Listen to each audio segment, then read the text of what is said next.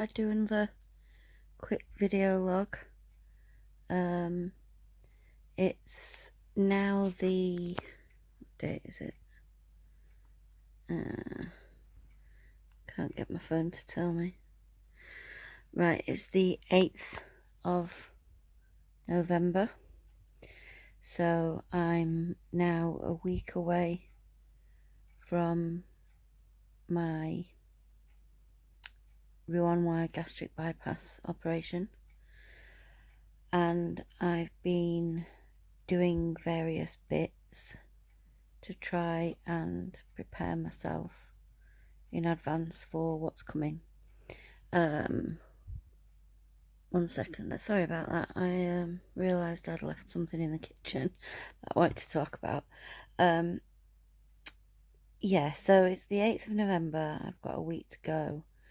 I've been required by my NHS trust to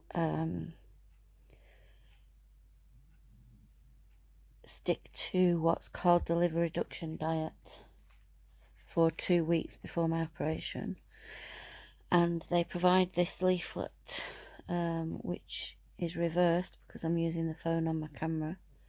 I'll put a picture of it in and switch it round. So this is called Nutrition Before and After Bariatric Surgery. It's by Salford Royal NHS Foundation Trust, and this leaflet includes details of pre-op diet and obviously post-op diet. So what I did was I took the liver reduction diet bits out and put them on a separate piece of paper, and I made up my own little chart where I can log the food each day and make a note. I'm just trying to see how much you can see. Make a note of what I've had in the day to make sure I get what I need. So their dietary advice, just get my glasses. Their dietary advice is that you have you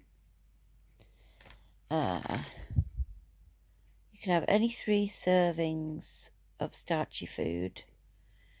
You can have any 2 servings of fruit, any 2 servings of dairy products, any 2 servings of protein foods, and any 2 servings of foods high in fat. So a serving of starchy food includes, for example, 1 heaped tablespoon uncooked of porridge oats or sugar-free muesli, 3 level tablespoons of breakfast cereal, 1 medium slice of bread, small baked potato, 2 tablespoons of cooked pasta or rice or couscous, quinoa, 2 crisp breads, 2 crackers, or an oat cake. That's some examples of starchy food portions, and I'm allowed 3 of those in a day. The fruit servings are, for example, a small banana, 1 slice of a large fruit, so for example, a melon, a medium apple or pear. 1 fruit is a serving. A serving of a small fruit such as a plum or satsuma is 2. Grapes or cherries, you can have approximately 14 for a serving.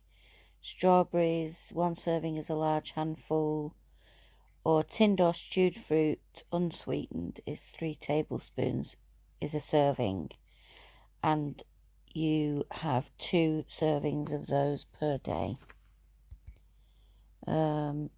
I've just done something weird with my Right, I think I've sussed it, sorry. And the dairy products, one serving is 200 mils of milk, cow's milk or soy milk, 1 small pot of diet yogurt, 2 tablespoons of cottage cheese, 1 tablespoon of cream cheese, 1 matchbox sized piece of low fat cheese. It's not a lot. And you can have 2 servings of dairy. And the protein foods are chicken or turkey. You can have 50 grams cooked. Beef, pork or lamb, 50 grams cooked. White fish is 125 grams cooked. Oily fish, 50 grams cooked. Lean bacon, you can have 2 grilled rashers, provided you've removed the visible fat. You can have 2 medium eggs for a portion, 2 medium slices of cooked meat, 4 heaped tablespoons of cooked beans, pulses or lentils, or 100 grams of tofu, corn, soya, that kind of thing. And you are required to have 2 servings of protein per day. And then finally, the foods high in fat, 1 teaspoon, so these are mostly teaspoons, 1 teaspoon of butter or margarine, 2 teaspoons of low-fat spread, 1 teaspoon of cooking oil, 1 teaspoon of mayonnaise, salad cream, oil-based dressing, 2 teaspoons of reduced fat or light mayonnaise, salad cream, oil-based dressing, 1 tablespoon of thickened gravy, or 4 tablespoons of unthickened gravy. So that's basically the liver reduction diet, which I was required to follow for 2 weeks before surgery. So I've been doing that, keeping track of that, but I kind of wanted to go a little bit further. So what I've done is I've bought, which I think will come in handy after surgery as well. I bought these, which are food lockable. The lids lock on, so it's a plastic lid and a glass container. There's 6 in this box, 6 round containers. They're 4.4 ounces, 130 mils, airtight food lock, 6 baby containers. So the idea is they're for baby food.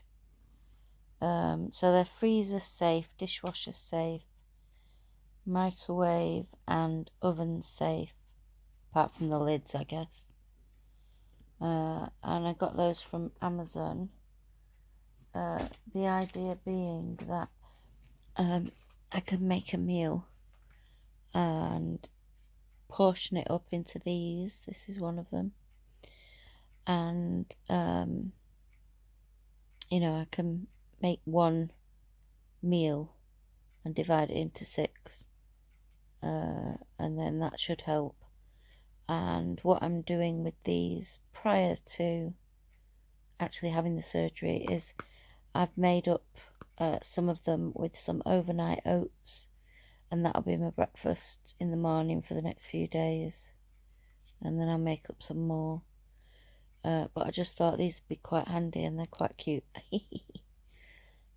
So I bought those, and I thought I would. I know that afterwards you're supposed to have an enriched milk to drink after the surgery when you're in one of the liquid phases. Can't remember which one.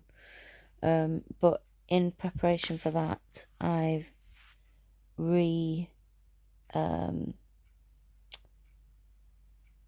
what's the word? Rediscovered, maybe the right word. Rediscovered my meal replacement powder. So there's ones that I already had. There's the SlimFast Advanced Vitality, and there's an intense mint chocolate one, and this has got 20 grams of protein per portion. Let me just read the thing off the back.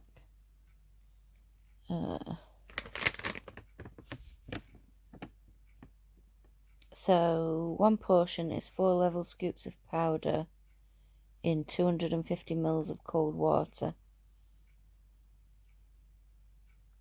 and it includes per serving 220 calories, 7 grams of fat, 1.1 grams of saturated fat, 15.3 grams of carbohydrates, of which 0.7 is sugars, 6.6 grams of fiber, 21.2 grams of protein, and 0.51 grams of salt. So I thought I could add that to milk. You are meant to make this up as using water, but I could use it to enrich the milk that I'm supposed to drink. So that's that one.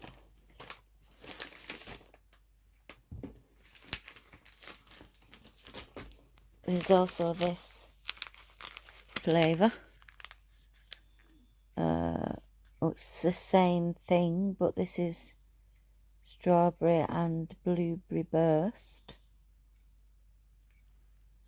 Again, basically the same stuff, just a different flavour. All the contents are the same. So I've dug those out again, start using those. I also found these, which I've not had before. Let's look. So I got little packets to try, because I've not had them before. I don't know if I mean, there's no reason why I shouldn't like them. But I thought, instead of getting big packets, because I've already got quite a few bits, I got 3 different flavours. So I got strawberries and cream, I got double chocolate, and I got salted caramel. Although I'm not big on salted caramel. Focus. They do other flavours as well, but we didn't have them in the small sachet size. So this is, let's have a look.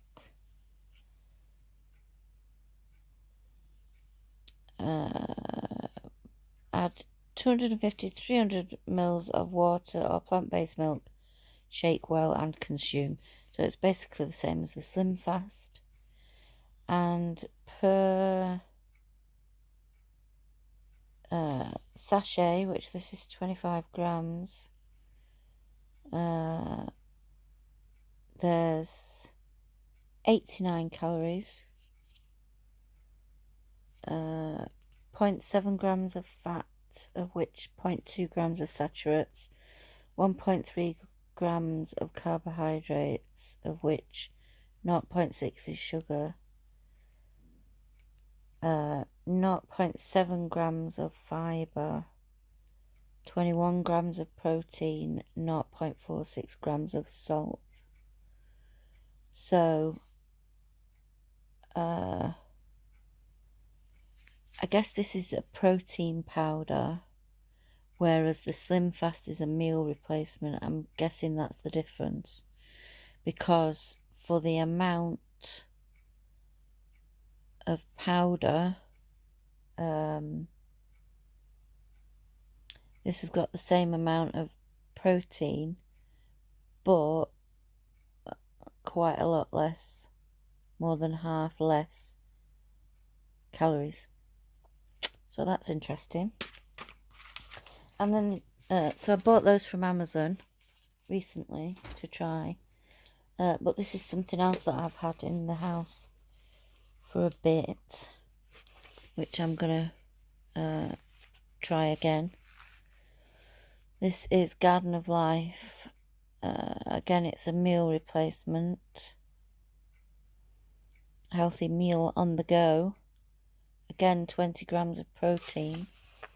So this is, let's have a look. Amount per serving. Right, so with this you can have it as a shake or you can have it as a meal. If you have it as a shake, you use 1 scoop, and if you have it as a meal, you use 2 scoops. So as a shake it's 120 calories, as a meal it's 250 calories. So higher in both cases than both of those others that we just saw. As a shake, there's 1.5 grams of fat, 10 milligrams of sodium, that's quite a lot. Carbohydrates 8 grams, proteins 20 grams. And then if you have it as a meal, it's 250 calories, 2.5 grams of fat, 16 grams of carbohydrates, 40 grams of protein.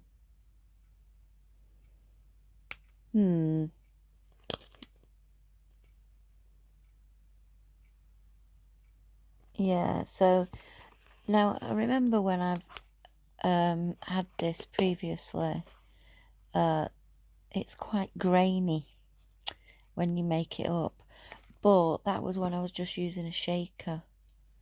And what I've done now is I've got a proper blender. So I'll put it in the blender, and that might make a difference to the consistency of it. So my plan now is I'm a week before surgery, and I've got these things. I'm going to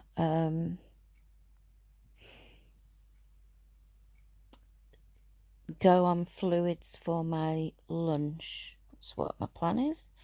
So I've done some overnight oats for my breakfast. I've got those for the next few days.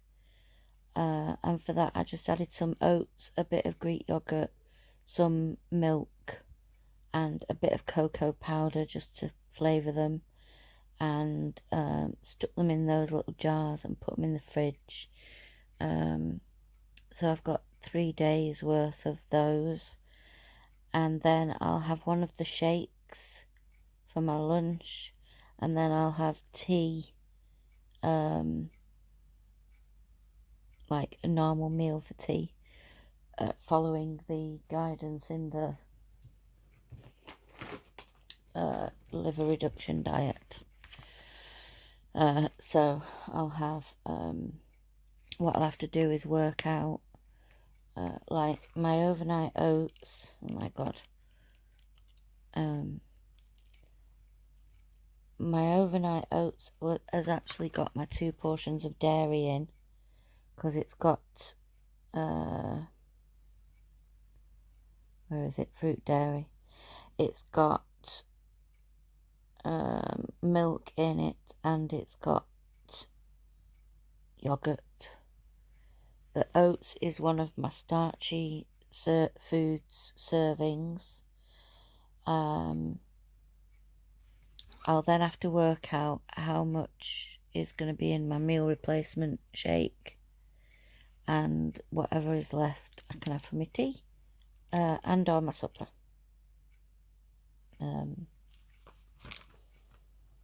Although for my supper today I had a shake, so I might just do that. Like breakfast, solid breakfast, liquid lunch, not alcohol, protein shake. Solid food for tea, and solid food for tea, and then liquid snack for supper. So that's my plans for the next week. I'm really hoping that it does have some effect on my weight. I have already lost some weight since the last time I weighed myself. I'd gone down a couple of pounds, so I'm hoping this will, like, since being on the liver reduction diet, so I'm hoping this will really help. Now, what I also did, like I said, I bought a blender. It's actually a blender and a soup maker. So I'm not really much of a cook myself, to be honest. I rely quite a lot on convenience foods, ready meals, that kind of thing. So what I did was I went and bought myself a book, a recipe book for soup.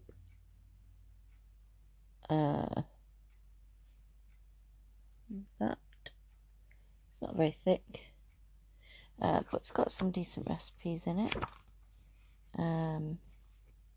Trouble with a lot, again, I got it off Amazon. Trouble with a lot of these books I find is they're all like American measurements and words and things, so I'll have to do a bit of translation and conversion, but I'm sure it'll be fine. So this has let's have a look, soup and smoothie recipes in it. Free bonus recipes, 20 superfood vegan smoothies for vibrant health and easy weight loss. So that looked quite a decent book. So I decided to buy that.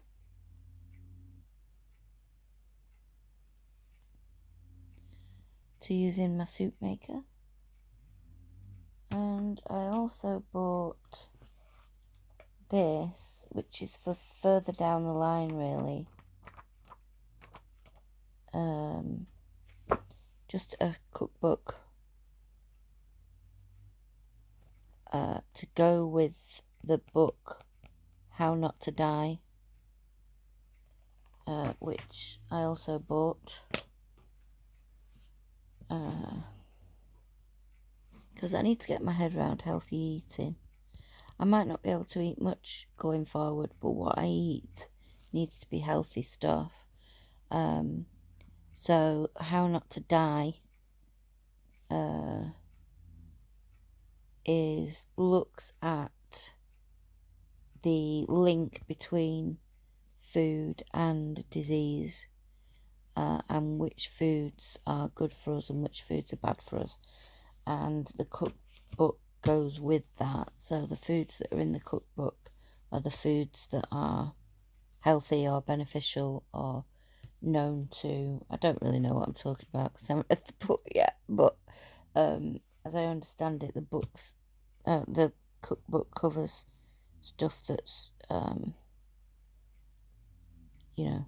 out of the main book. And then I just got this again, which is a healthy eating book, Proteinaholic.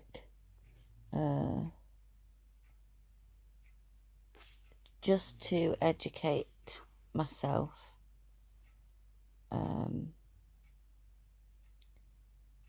So just from the back of this, it says protein is making us sick, fat and tired. Protein is not the key to weight loss. Animal protein is not the healthiest food we can eat. Carbs are not the enemy.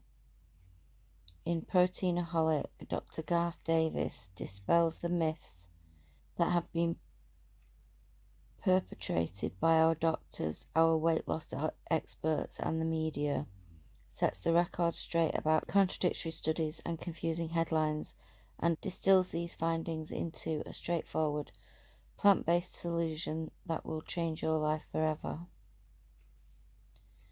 And about Dr. Garth Davis, he's a leader in the field of bariatric medicine, which I thought was appropriate. He's a bariatric doctor telling us this. Bariatric medicine and the medical director of bariatric surgery at Memorial City Medical Center and the Davis Clinic for Surgical and Medical Weight Management. Davis is certified by the American Board of Surgery and is a fellow of the American College of Surgeons and of the American Society for Metabolic and Bariatric Surgery. He lives in Houston with his family. So this guy is a bariatric surgeon who advocates whole foods, plant-based diet. Now, I'm not saying I'm going to go whole foods, but I obviously need to change. You know, the way I've been doing things has got me to where I am now. And I don't want to carry on like this. So I need to change. So I thought it would be worth giving that a read. Now the back of this How Not to Die book, which is, look at the size of that. Thickness of that wedge. The thickness of this guy's one. Decent size book. Thickness of that bumming thing. War and Peace, innit? Let's see what it says on the back.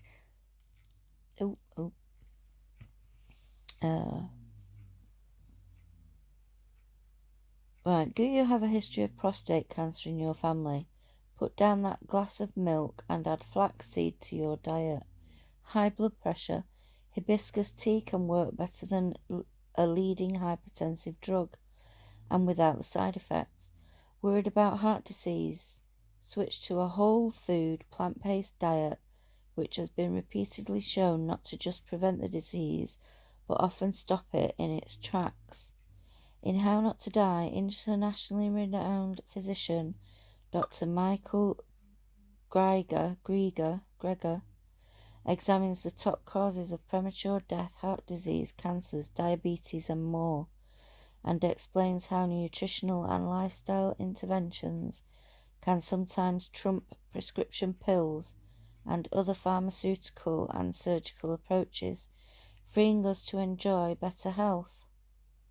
Full of practical, actionable advice and surprising, cutting-edge nutritional science, these doctors' orders are just what we need to live longer, healthier lives.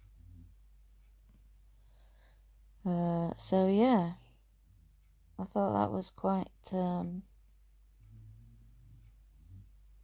interesting. Whether I'll read it, I don't know, because it's quite thick.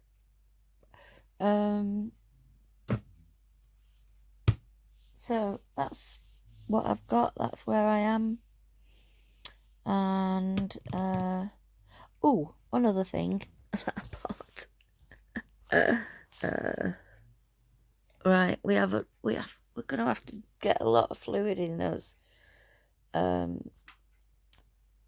Once you have the hang on, I can't take my glasses off now because I've got this on me. Right. Once we have the operation, there's quite an emphasis on keeping hydrated, as I understand it. So I treated myself and I bought, look at this monster. Hang on, don't think I can fit it in.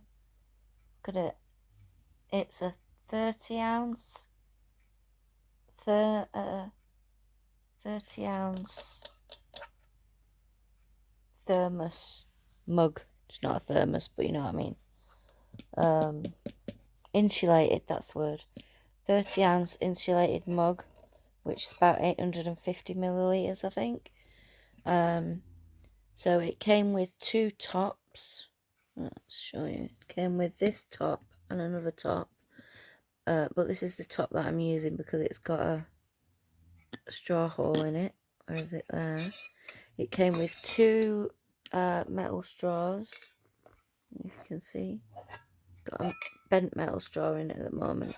It also came with a straight metal straw.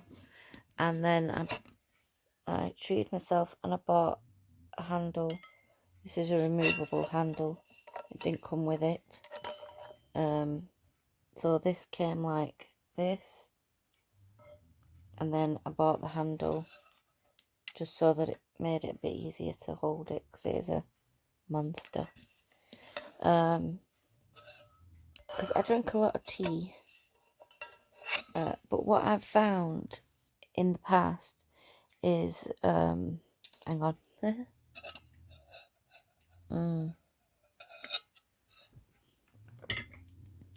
What I find is, I make my tea.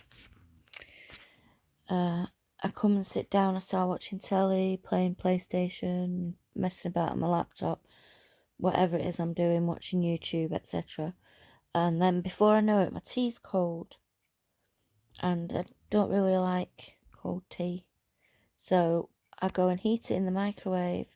So I feel like I'm drinking a lot of tea, but actually I'm not.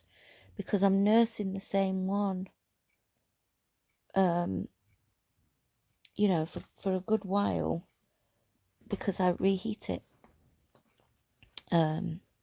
So I thought with that insulated one, I brew the tea, or what I have done up to now is I brew the tea, make it with hot water. I fill that to 3/4 with boiling water, let the tea stew so that it gets quite strong, top it off with cold water so that the liquid is at a temperature that's about right to drink, and it stays like that for, well, basically until I've drunk it. It's been great so far. Really good buy. And what I was thinking was I could probably use it for soup as well when I'm in the liquid phase.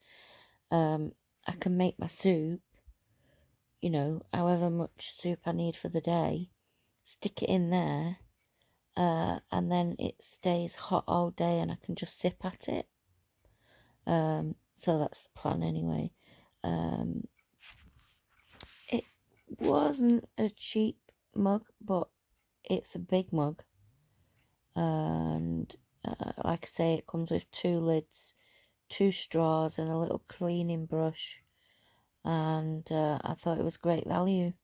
And it's so far, I've only had it a couple of days. So far, it's been brilliant. So that was the other thing I bought. I think that about covers it. So I just wanted to read a little bit out of this book. I've only got to page 5. And I just think it's interesting. This is the Garth Davis Proteinaholic book. And he said, it's been said that we don't change when we see the light, but when we feel the heat. That's how I finally woke up. A couple of personal health scares shook me so profoundly that I began to doubt what I'd been taught about nutrition in medical school and what my colleagues continued to advise. Instead, I began to do the research for myself. I was shocked to discover that none of the elements of the protein gospel were even a little bit true. Protein is not the key to weight loss. In fact, animal protein is one of the biggest factors behind the obesity epidemic, and in virtually every study, animal protein is correlated with weight gain. Animal protein is not one of the healthiest foods around. Rather, it is strongly associated with diabetes, hypertension, heart disease, and cancer, the primary killers of our time. Plant-based protein not only exists, it's much better for you than animal protein, and all plants contain more than enough to support every one of your health needs. A lower protein and low fat diet is the most effective way to lose weight, improve your health, and prevent further disease. Carbs, far from being the enemy, are, in their natural state, the source of human health, vitality, and vigour. So it goes on to say, after years of intense research, I could only come to one conclusion. People whose diets are high in animal protein have significantly higher rates of chronic diseases, hypertension, cancer, diabetes, heart disease, and many, many others, including cataract, diverticulitis, diverticulitis, inflammatory bowel disease, gallbladder disorders, gout, hypertension, irritable bowel syndrome, kidney stones, and rheumatoid arthritis. That's what we know for certain. In emergency research, not yet conclusive, higher animal protein is linked to poor mood, loss of mental concentration, and dementia. This conclusion is supported by virtually every large-scale scientific study. Massive efforts that followed thousands of people over many years in multiple countries around the globe. Study after study kept turning up the same types of correlations between animal protein, saturated fat, obesity, and chronic illness. When scientists compared people who ate meat with people who didn't, the meat eaters were heavier, sicker, and more likely to die soon.